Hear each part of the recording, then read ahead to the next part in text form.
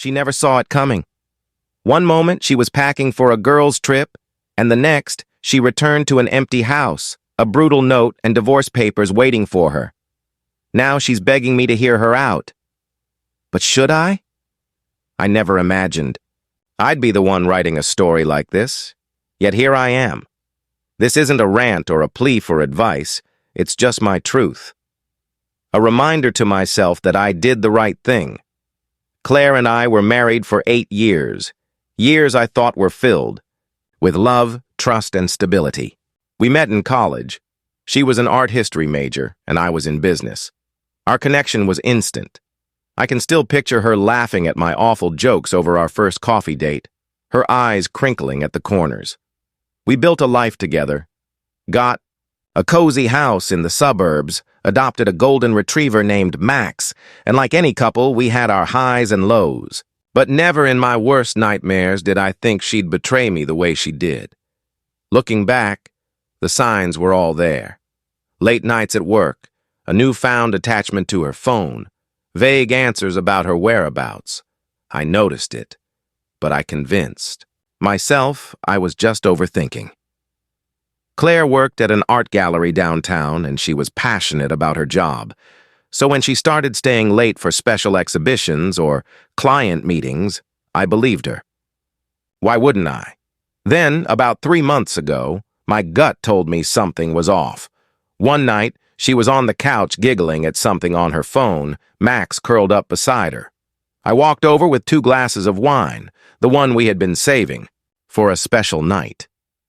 As soon as she saw me, she tilted her screen away. "Just a meme," she said with a nervous laugh, accepting the wine. But before she locked her phone, I saw it. A text preview from an unsaved number with a winking emoji.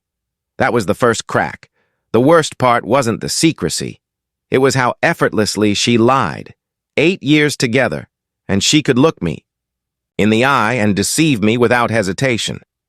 I didn't confront her, not yet. Instead, I decided to watch, to observe. Over the next few weeks, everything became clear.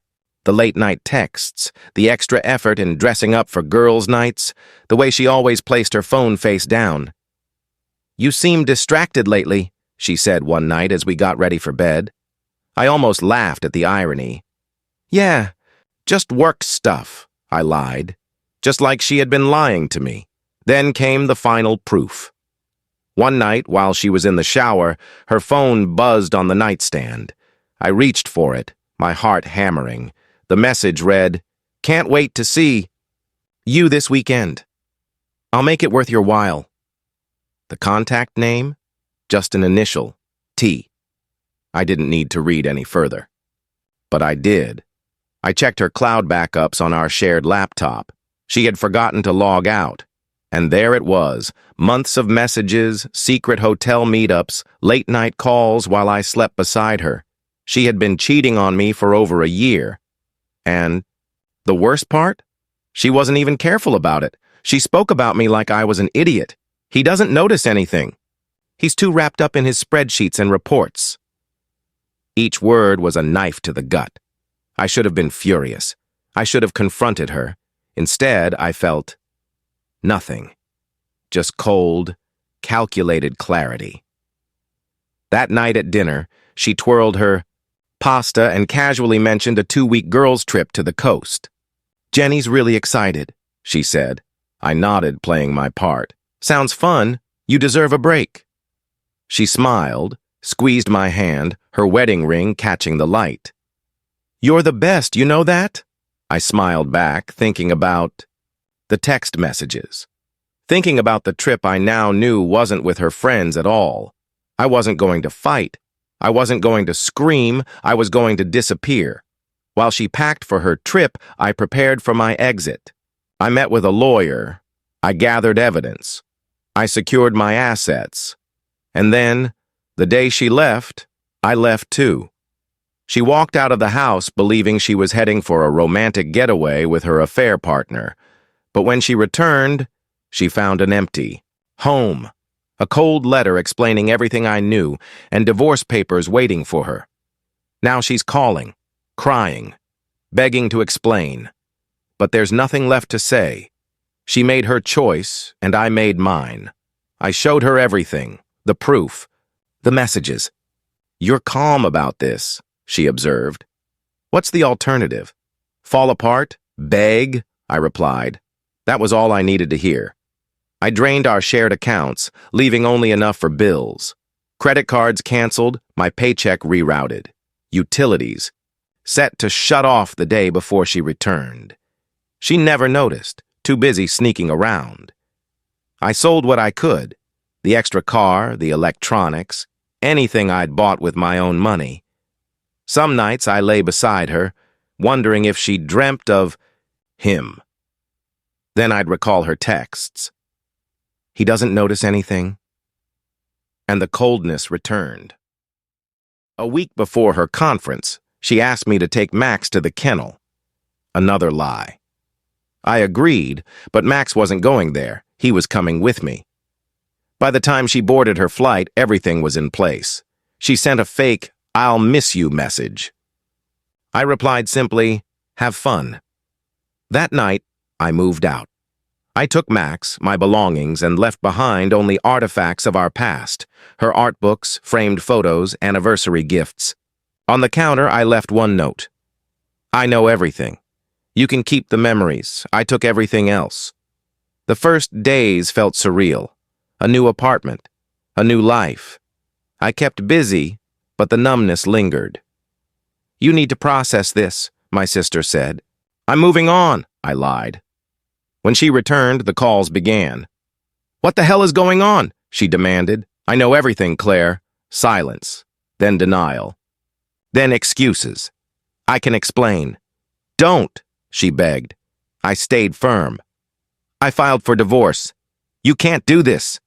"Like you talked to me about leaving, about feeling trapped, about screwing someone else?" A pause. Then softly, "I'm sorry." I laughed. "No, you're sorry you got caught." I hung up, changed my number, moved on, or tried to. Grief isn't linear. Some days I barely thought of her. Others a song, a scent, or a passing couple sent me spiraling. One night, a panic attack struck mid-meeting. My friend Marcus found me at 3 a.m. staring at nothing. "You need help." He was right. Therapy made me see it clearly. "You're grieving," Dr. Lim said. "Not just your marriage, but the future you believed in." Claire kept reaching out. Emails, letters, even my sister. I made a terrible mistake. At our court-mandated meeting, she looked different, pale, tired. "Can we just talk?" she pleaded. I finally had a name, Tyler, the man who ruined everything.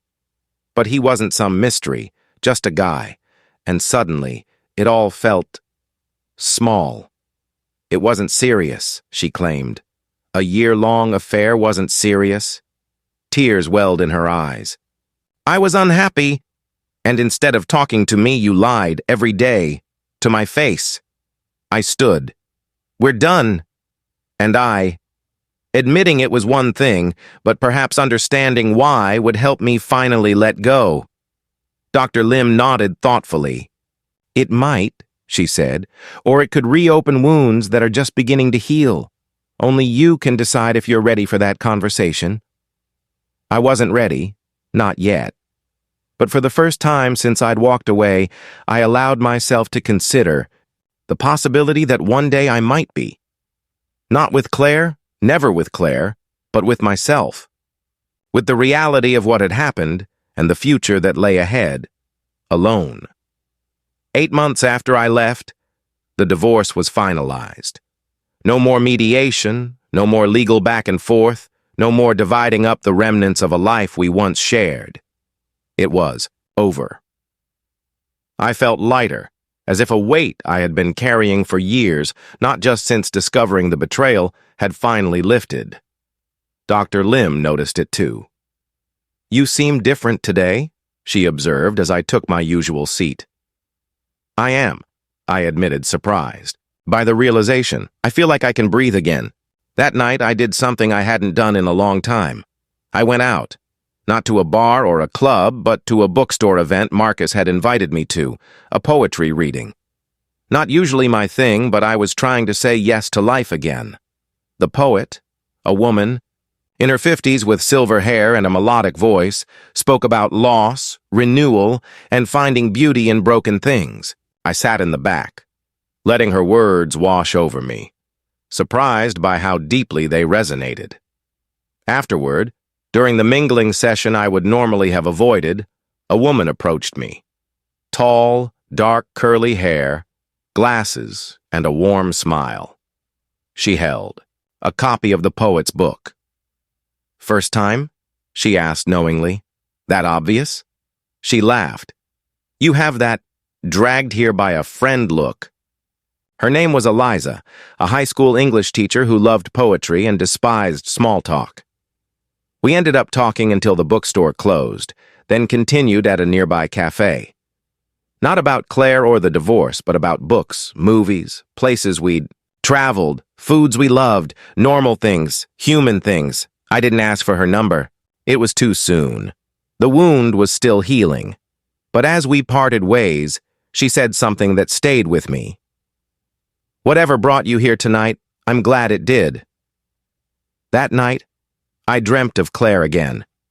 But instead of reliving the good times, I saw our last morning together. The casual goodbye, the "see you in 2 weeks," she thought I believed.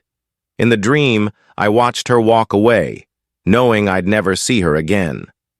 I woke up crying, but the tears felt different, cleansing, not devastating. I was mourning not just what I had lost, but what I had never truly had. A week later, I did something else I had been avoiding. I called my parents. They knew about the divorce, but not the details, not why. I was ashamed, I admitted to my father, my voice thick with emotion, as if I had failed somehow. "Son," he said, his voice steady, "the only failure would be letting her betrayal define the rest of your life." And I faced the questions that had haunted me since I found those messages. Why hadn't I confronted Claire immediately? Why had I chosen to disappear rather than fight? It wasn't just about avoiding conflict, I told Dr. Lim. It was about control. She took away my choice in our marriage when she cheated. So, I took away her choice in how it ended. "And how do you feel about that now?" she asked. I thought for a moment. "I don't regret leaving, but maybe I could have done it differently." A year later, I ran into Tyler at a conference in Chicago. Not by choice. He approached me at the hotel bar, looking nervous. "David," he said, extending a hand I didn't take. I don't know if you know who I am." "I know exactly who you are," I said coolly. He withdrew his hand, nodding. "I owe you an apology. I knew Claire was married. I knew, and I pursued her anyway. It was wrong." I studied him. Average height, slightly receding hairline, expensive watch. Nothing remarkable. Nothing worth shattering a marriage over. "Did you love her?" I surprised myself by asking. Tyler hesitated. "I thought I did, but when you left and she wanted to make it work, I couldn't. She was different after, needy, desperate. A strange feeling washed over me. Not satisfaction, but understanding. "So you left her too?" He nodded, shame on his face. Not my proudest moment. I should have been angry. I should have wanted to hit him. But instead, I just felt tired. "We're done here," I said, turning away. "For what it's worth," he called after me, "she really did love you. She wasn't good at it." That night, alone in my hotel room, I let his words sink in. She wasn't good at it. Neither was I. We had built something that looked perfect from the outside, but had been crumbling long before Tyler entered the picture. It didn't excuse what she had done. But maybe it explained it. 2 years after I walked away, I found myself in our old neighborhood. The house had been sold to a young family. From across the street, I watched the new owner tend to the garden, where Claire had wanted only neat. Shrubs, now flowers bloomed, It looked better, more alive. Checking up on the old place? I turned. Claire stood a few feet away, looking different. Shorter hair, simpler clothes, but her eyes, those were the same. "What are you doing here?" I asked, my voice rough. "Same as you, I guess. Remembering?" I should have walked away, but something, closure maybe, kept me rooted. "How are you?" I asked, formally. "Better," she said. "Not great, but better. I'm in therapy, learning to be honest, with myself mostly." Silence stretched between us. Then she spoke again. "I'm not asking for forgiveness. I don't deserve it, but I am sorry. Not just for cheating, but for failing you. For failing us." I looked at her, this woman I had once thought I knew. "Why?" I asked. "Why risk everything?" She took a breath. "It wasn't about him. It was about me. I was drowning, and instead of reaching for your hand, I set fire to the boat." I exhaled. "I would have helped you." "I know," she whispered. "That's what makes it unforgivable." As she turned to leave, something inside me released. "Claire," I called. She looked back, hope flickering in her eyes. "I forgive you, not for her, but for me, because holding on to anger was exhausting, and I was done." That night, I called Eliza. "Dinner next week?" I asked. "I'd like that," she said, and I could hear her smile. I had finally moved on, and I never looked back. Meant it.